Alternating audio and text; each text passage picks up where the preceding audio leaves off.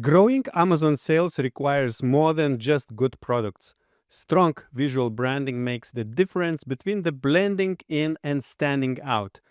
In this video, you will learn practical design strategies, including how to choose fonts and colors, create effective layouts, and maintain brand consistency across your listings. Hello, Kitty. I'm really excited to welcome you back on Orange Klik YouTube channel today because you're going to share some practical and really good design strategies which will help Amazon sellers to convert better, of course, to get more sales. But before we go into your expertise and knowledge you want to share with us, could you first briefly introduce yourself and also tell us what do you do with your brand and how do you help Amazon sellers? Hi, I'm Kitty Lai and I'm the founder of Me Brand. And that is a design studio working with Amazon sellers and commercial businesses on packaging, graphic design elements, and the branding side of things. And I help them a lot of product design as well. So there's a lot of things that I will go into and share with you as well in the slides. And we know when it comes to visuals and creatives, Kitty, you're on fire. We witnessed that also in Prague at European Sales Conference when you were one of the lightning talks speakers, and sellers absolutely love your presentation. So I'm excited to see what you prepare for us today, and hopefully sellers listening to us are also ready to learn. So go ahead, share your screen with us, and let's dive straight into your slide deck. So this session is all about what sets top Amazon sellers apart. And spoiler, it's not just about the product, it's the brand. So I'm going to show you how smart strategic design helps you stand out, build trust, and convert more customers.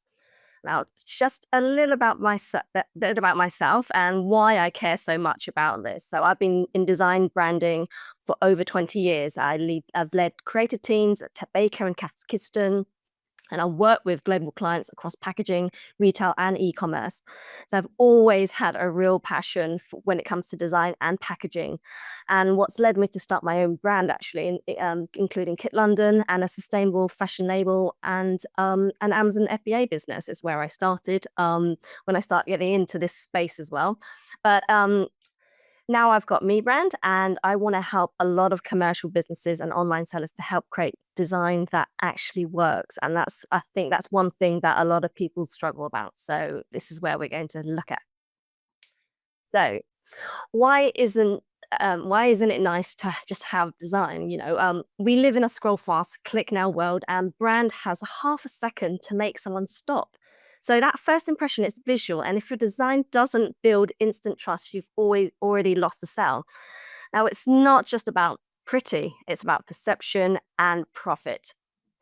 So that's why we want to look at what makes a brand stick. So there are a few core visual elements you have to get right if you want your brand to stand out. Your typography should reflect your brand's voice. Your color palette should create emotion and recognition. And there's also consistency that builds the credibility fast. And a strong visual hierarchy helps your customer get the message in one single scroll. So you really want it to be quite instant and memorable. So I'm going to talk about typography because this is always a big topic and it's something I always get asked about. And it's really important to understand that your fonts say something before your words do. And pairing fonts is important as well, which I'll go on to shortly. And because that creates personality, and it's important to keep clean, clear, and confident typography as well. And I'll show you some examples as we go along. Now, font pairing. Font pair is a set of complementary fonts that give you options when it comes to branding assets. It differentiates pieces of information from one another. Pairing also creates personality. For example, the serif font and the sans serif fonts create some contrast and balance and structure. So here's an example of a good pair and a bad pair. So Angel Wine is a nice hand script font. It pairs really well with Gill Sans or any sans serif font, actually. But it's popular because, there's a neutral, generic looking font that makes it work well. Whereas the bad pair, you've got two conflicting typefaces. So Angel Wine, scripted already, but Pacifico already is quite scripted as well. So pairing these two fonts, it's going to clash. So it doesn't work well as a font pair. Now, if we go a little bit deeper, I've created this table for you as well. So the general fonts that everyone uses from day to day is the sans serif, the serif, the scripts, and decorative. So I just kept it quite simple because we can go into a whole world of fonts and that'll be a different rabbit hole. But sans serif and serif fonts actually work well with everything. Actually, they work well together and they pair well with scripted and decorative. But when you look at the script and decorative fonts, they don't work well with each other. So it's being mindful of what can work using this table. So remember to limit your font palette to up to 3 fonts. Be distinctive. So make sure the opposites attract as well with those fonts. And then use contrast wherever you can possibly create sort of visual hierarchy as well. So when you're putting layouts and using fonts on your layouts, really make sure it's quite precise and clear. And again, if you only want to use the one font, you can, and some brands do. There are different weights and sizes that you can use as well on your layout. So you don't have to be restricted to pairing font, but it always helps to create a bit more character. You might want to use a script font for like a quote as well, quotation or something to stand out on your brand. So this is me in Twist Museum, and this whole section in the museum was about color. And there's a section we went in and there was no color at all. They had used this particular bulb and it was just made everything black and white. This is what I see way too often. Brands with no energy, no emotion, and no color strategy. And if it feels flat to you, imagine how forgettable it is to your customer. So color isn't just about making it pretty. It's one of the most powerful tools in brand design. So let's break down how color drives emotion, builds trust, and helps you sell. So color plays quite a powerful role in how people feel about your brand. So people buy based on emotion. Color triggers it faster than words ever will. It really makes it stand out. Using a signature color can boost brand recognition by up to 80%. Using the right colors make your brand more memorable and help you stand out. So warm tones can give out energy, appetite, and urgency, whereas the cool tones depict calm, trust, and clarity. So it's really important to know what type of colors you're using. Color also shapes perception. So it can make it feel premium, it can make it playful, you can make it practical as well. So it's really understanding that. Also, contrast as well. Using a strong contrast helps guide attention and increase conversions. And consistent color builds brands, recognition, and trust.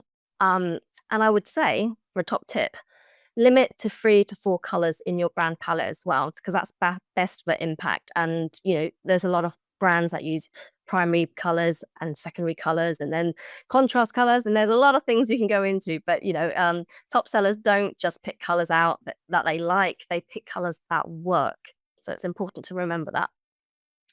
So here we have layout and consistency that I want to talk about, because that really matters. And it is important that every touch point tells a brand story, whether it's your packaging, your storefront, or product page. It's important to use the same fonts, colors, and tone everywhere. So be consistent everywhere because it builds recognition and trust. And if things feel a bit mismatched or messy, customers do notice and they will trust you less, and make sure it's not disconnected.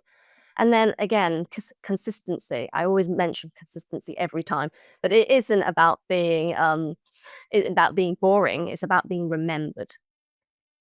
Now, here's some examples I've put together, because strategy versus style is important, because there's 2 different ways you can design. Because design without strategy is just decoration.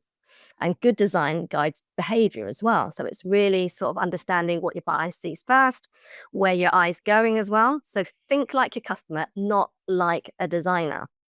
I put some examples together here. And, obviously you're thinking, which one's the strategy, which one's style? So have a little think. But here on the right-hand side is actually the strategy. It's actually very minimalistic layout. It's clean. There's white bottles and there's a clear headline, but it says elevate your skincare routine.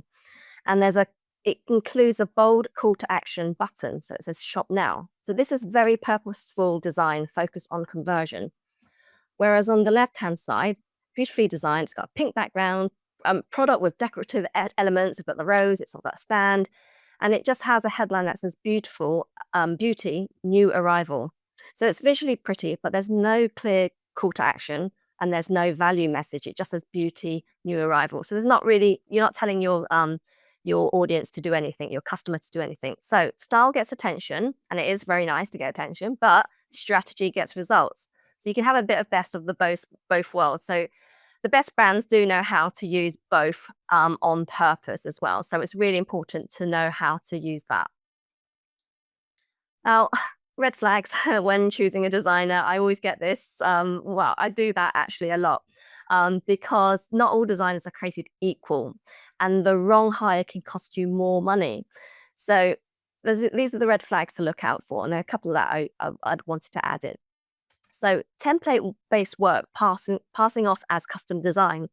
If everything looks vaguely familiar or like it came from Canva, it probably did. So it might ring some alarm bells if you're looking for something quite creative and unique. And there's also no clear strategy or creative process. So great design actually starts with understanding your product, your audience, and your goals, not just jumping into visual. So do bear in mind when you are hiring a designer as well, that does understand what you are after. Also, the lack of experience with e-commerce or Amazon-specific needs. A beautiful design doesn't work, at thumbnail size. They might think, oh, it's great, but when you shrink it down, it doesn't work. It could be the font, it could be the size of the image or the product, or it doesn't meet the Amazon requirements as well, and it won't convert. So you need to really be mindful.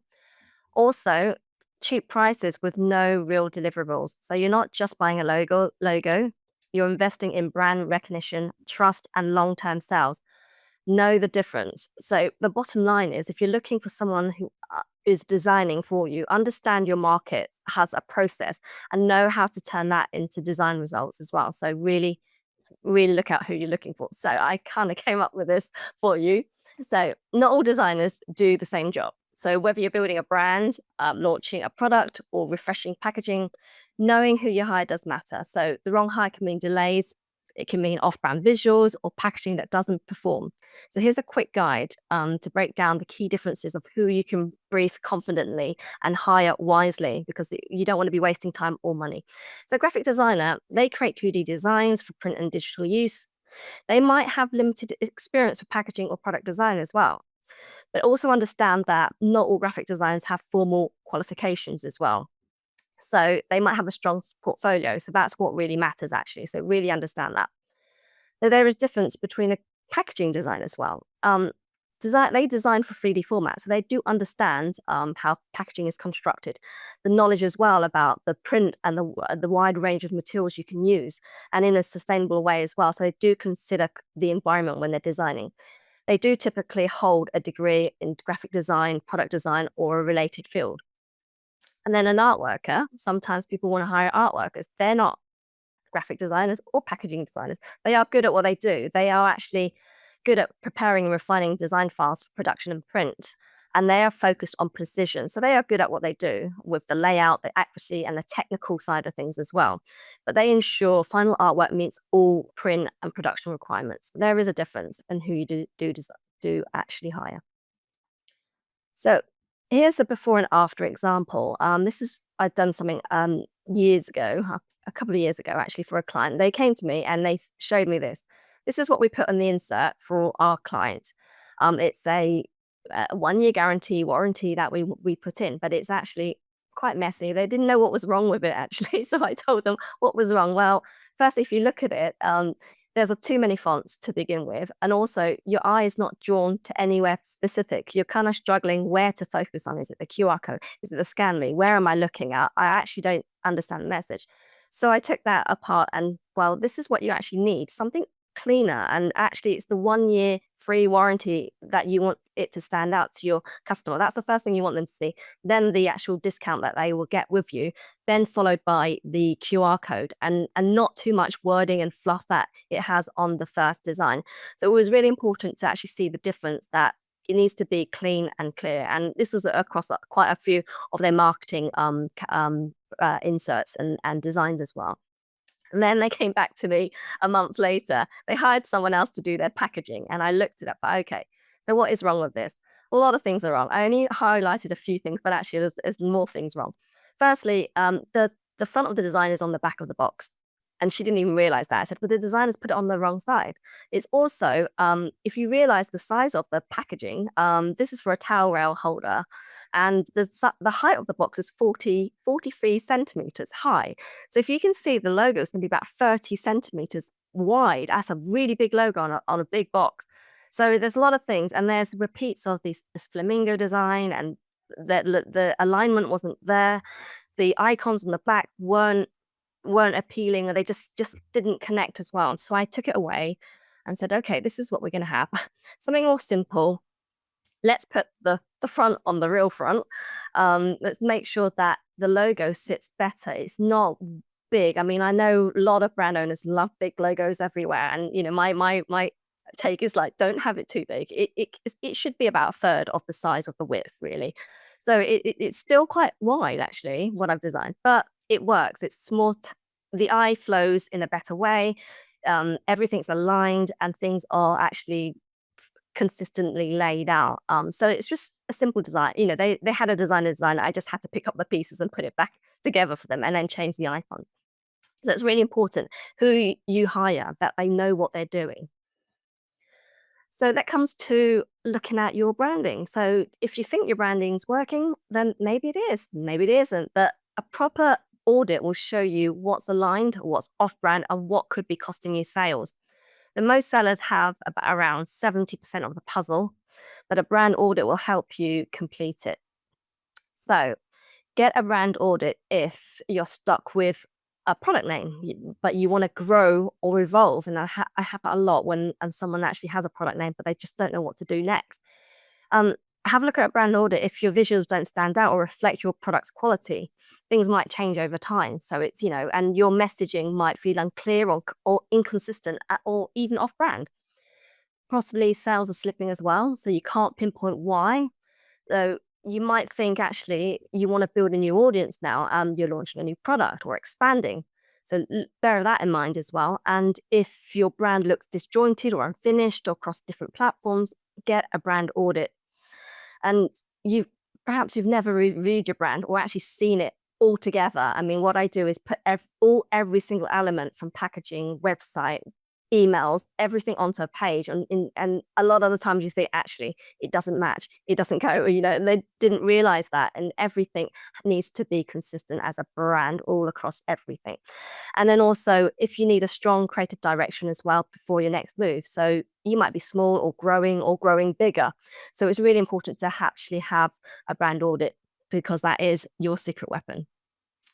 So the practical takeaways for what top performing Amazon sellers do differently, I would say to use 1 to 2 different fonts consistently across your storefront, listings, packaging, and ads. I'd also build a strong color palette that reflects your product's positioning and attracts the right audience. Keep your layout clean also, because make sure that you have key info that pops within seconds of viewing your listing.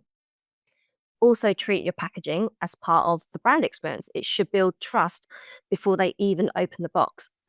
Also, run a brand audit every quarter or sort of regularly as well, I would say. Spot weak visuals, inconsistency, and missed opportunities early, because you really want to make sure that you nip that in the bud first. Invest in design that's built to convert, not just to look good. So remember the strategy versus design style. So think about that. And then test your visuals as well at thumbnail size. Maybe run a poll as well. You might want to know if it works or not. That's how most buyers will first judge your product. Make sure it's good quality. And lastly, work with designers who understand both brands of selling on Amazon and branding. So it's not just about making things pretty. So my final word is really, it's never too late to level up your visual identity, because obviously the best brands don't just look good, they work. So that is the end of the presentation.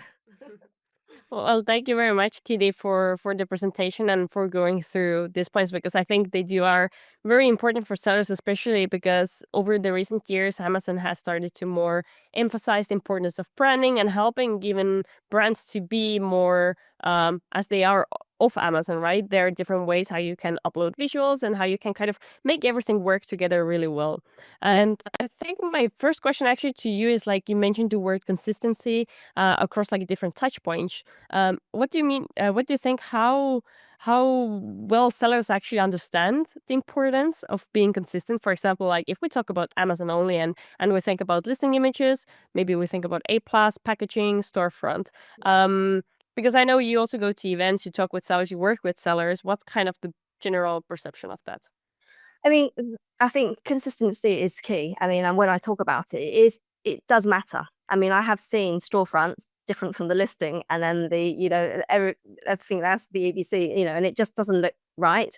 And I think they struggle to actually understand what consistent means. It does mean having a complete palette that works, the fonts that you use as well, because a lot of sellers use 4 or 5 different fonts. Oh, this looks great big, and then I'll use something else, and then on the storefront I'll use a different kind of image as well. And it's really important that it looks like it's from the same brand, because if it doesn't, the buyer are going to think, well, actually, I'm not sure about this brand, it doesn't look consistent. Is it the same brand? Or it could look like another brand. So yeah, it's important that it's consistent. And do you have any tips how to kind of maintain or manage creatives in house? Because I assume that one of the pain points for sellers is like, okay, if they have a few products, it's more or less like manageable to kind of keep everything consistent and have like a good overview. But let's say if the product portfolio is already more than 20, 30 products, and you need to make sure that each of these elements on platform are in sync with the other ones. So any tips how to kind of manage?